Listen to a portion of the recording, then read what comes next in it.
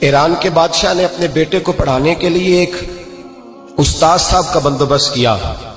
استاد صاحب کو کہا کہ میرے بچے کو دین پڑھائیے، میں چاہتا ہوں کل اس نے عنان حکومت کو سنبھالنا ہے تو یہ دین سے آگاہ ہو جائے، اس کو کچھ سکھائیے، پڑھائیے۔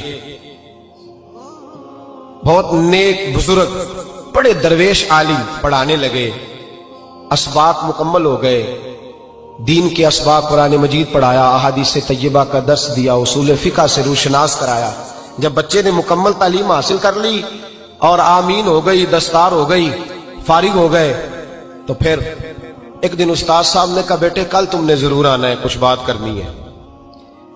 شہزادہ گیا ملنے استاد صاحب سے، استاد صاحب نے کنڈی لگا لی، ہاتھ میں درہ پکڑ لیا، مار مار کے پورے وجود کو زخمی کر دیا، کوئی غلطی نہیں، کوئی بات نہیں، مارا۔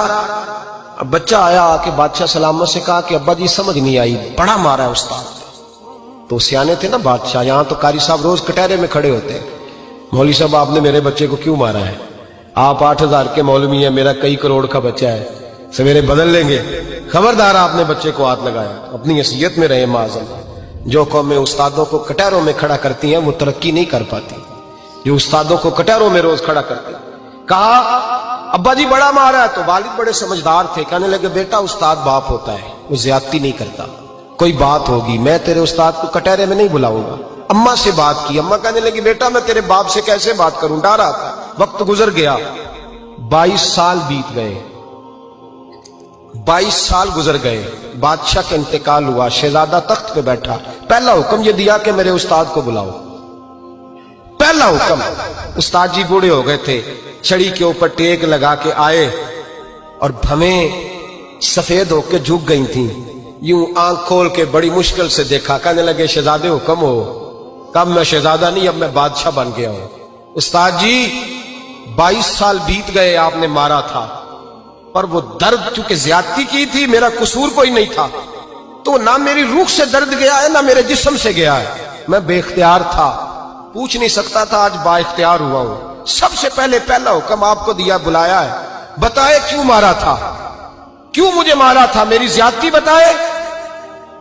تو استاد، بوڑھے استاد کی آنکھیں آنسوں سے بھر گئیں، کہنے لگے بیٹے بس آج کے دن کے لیے مارا تھا، یہ جو دن آ گیا نا میری زندگی میں اس لیے مارا تھا، یہ میں چاہتا تھا میری زندگی میں وقت ہے، آج کے بس میری مراد پوری ہو گئی۔ کہا صاحب کس لیے، مجھے بھی سمجھائے۔ آپ فرمانے لگے کتنی دیر ہو گئی تجھے مار کھائے ہوئے، کتنا زمانہ بیت گیا؟ کہنے لگا 22 سال۔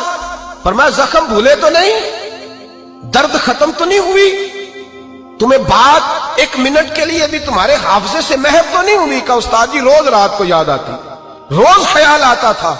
استاد کہنے لگے بھائی تو بے اختیار تھا، پوچھ نہیں سکا، 22 سال تجھے یاد رہا، مجھے پتا تھا تو ایک دن حکمران بنے گا، میں نے تجھے اس لیے مارا تھا کہ بیٹے یاد رکھنا، کسی پہ ظلم نہ کرنا، اگر تجھے 22 سال تک یاد رہا ہے تو جس پر تو ظلم کرے گا اسے بھی قیامت تک یاد رہے گا، اور یہ یاد رکھنا تو آج با اختیار ہوا تو تو نے مجھے بلا لیا ہے، قیامت کے دن غریب با اختیار ہو جائیں گے، مظلوم با اختیار ہو جائیں گے، وہ با اختیار ہوں گے للہ الواحد القہار، رب کریم کی بارگاہ کے اندر ان کا اختیار ہوگا، اکیلے اللہ کی حکمرانی ہوگی۔ پھر وہ بلائیں گے بڑے بڑے کج کلا، دنیا میں جن کی پگڑیاں اونچی تھیں وہ سر جھکائے کھڑے ہوں گے، دنیا میں جو ڈکٹیٹر بنتے تھے ان کی پشتیں لال ہوں گی، ان کو غدار لکھا جائے گا، قیامت تک نہیں بھولے گا۔ ظلم کرنا تو سوچ سمجھ کے کرنا، اتنا کرنا جتنا تم سہ سکتے ہو، اتنی زیادتی کرنا جتنی قیامت میں تم برداشت کر سکتے ہو۔